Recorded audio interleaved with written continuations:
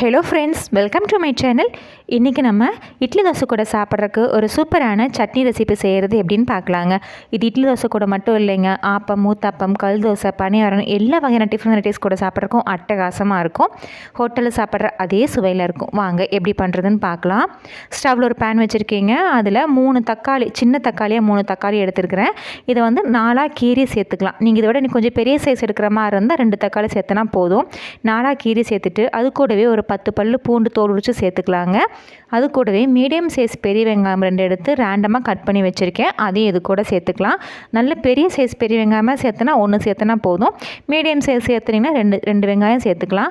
கூடவே 2 இனுக்கு அளவுக்கு கருவேப்பிலையை சேர்த்துட்டு இது கூட 1 டம்ளர்லேருந்து 1.5 டம்ளர் அளவுக்கு இந்த தக்காளி வெங்காயம் நல்லா வெந்து வரணும், அந்த அளவுக்கு தண்ணி சேர்த்துக்கலாம்.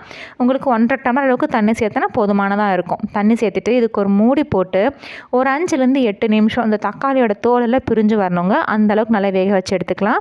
இதுக்கு ஒரு மூடி போட்டுருவோம். ஒரு 8 நிமிஷம் கழித்து பார்க்கலாம்.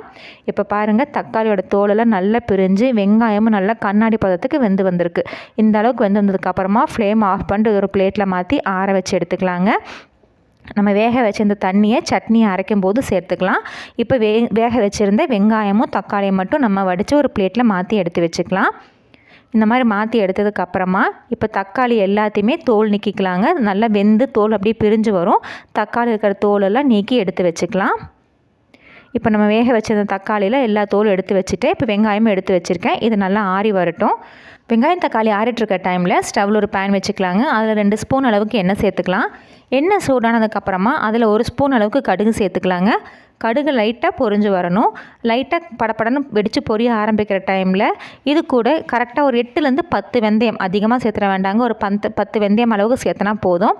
வெந்தயம் லைட்டாக செவந்து வர டைமில் இது கூட ஒரு 4 ஸ்பூன் அளவுக்கு வெள்ளை உருட்டுளுந்து சேர்த்துக்கலாங்க. 1 ஸ்பூன் கடுகு சேர்க்கும் போது அதுக்கு 4 ஸ்பூன் அளவுக்கு வெள்ளை உருட்டுளுந்து சேர்த்துக்கலாம். இந்த உளுந்து நல்ல பொன்னிறமாக செவந்து வறுபட்டு வரணுங்க. ரொம்பவும் செவந்துடக்கூடாது, கரிகிறவும் கூடாது. லைட்டாக பொன்னிறமாக செவந்து வறுபட்டு வரணும், அந்தளவுக்கு நல்லா வறுத்து எடுத்துக்கலாம். ஃப்ளேம் நல்லா லோவில் வச்சுட்டு இந்த கடுகையும் உளுந்தையும் நல்லா வறுத்து எடுத்துக்கணும். உளுந்து வறுபட்டு இருக்கும்போதே இது கூட காரத்துக்காக 4 வரமிளகாய் சேர்த்துக்கலாங்க. இந்த மிளகாயும் 2லேருந்து 3 நிமிஷம் நல்லா வறுத்து எடுத்துக்கலாம். இப்போ பார்த்தீங்கன்னா உளுந்து லைட்டாக செவந்து வறுப்பட்ட வர ஆரம்பிக்குது. இந்த டைமில் இது கூட சின்ன நெல்லிக்காய் அளவுக்கு புளி சேர்த்துக்கலாங்க. இதையும் சேர்த்து ஒரு 2 நிமிஷம் நல்லா வறுத்து எடுத்துக்கலாம்.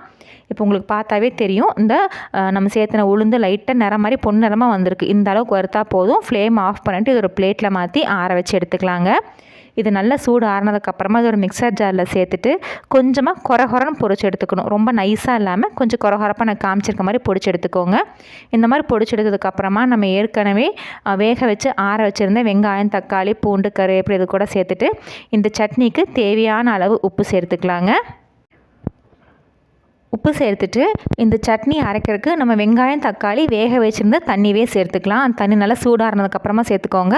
சேர்த்துட்டு ரொம்ப ஃபைன் பேஸ்ட்டாமல் லைட்டாக கொரகொரன்னு அரைச்சி எடுத்துகிட்டு நம்ம ஏற்கனவே கடுகு, உளுத்தம்பருப்பு வறுத்தெடுத்த அதே எண்ணெயில் கொஞ்சமாக கருவேப்பிலை சேர்த்துட்டு இது கூடவே நம்ம அரைச்சி வச்சுருந்த சட்னியும் சேர்த்துக்கலாங்க.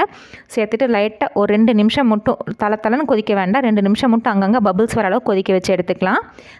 உங்களுக்கு கொதிக்க வைக்கணும்னு அவசியம் இல்லை, நான் கொஞ்சம் தண்ணி சேர்க்கறனால கொதிக்க வைக்கிறேன். இல்லை நீங்கள் தாளித்து அப்படியே கொட்டினா மட்டும் போதும். இப்போ நான் தண்ணி சேர்த்துருக்கறனால ஒரு 2 நிமிஷம் மட்டும் லைட்டாக அந்த அப்படியே மேலால் பபிள்ஸ் வர டைமில் ஆஃப் பண்ணிடலாம். இப்போ நம்ம மீடியம் ஃப்ளேமில் வச்சு பாருங்கள், மாதிரி லைட்டாக பபிள்ஸ் வர டைமில் ஆஃப் பண்ணிட்டோம்னா இது சுட சுட இட்லி தோசை கூட, ஆப்பம், ஊத்தப்பம், கல் தோசை கூட சாப்பிட்றதுக்குலாம் அட்டகாசமாக இருக்கும். ஃப்ரெண்ட்ஸ், நீங்களும் இந்த சூப்பரான சுவையான சட்னி ரெசிபியை ட்ரை பண்ணி பாருங்கள். ட்ரை பண்ணி பார்த்துட்டு உங்கள் கமெண்ட்ஸுங்களை சொல்லுங்கள். உங்களுக்கு இந்த வீடியோ பிடிச்சிருந்துச்சுன்னா மறக்காமல் நம்ம சேனலுக்கு சப்ஸ்கிரைப் பண்ணுங்கள், லைக் பண்ணுங்கள், ஷேர் பண்ணுங்கள். தேங்க்யூ.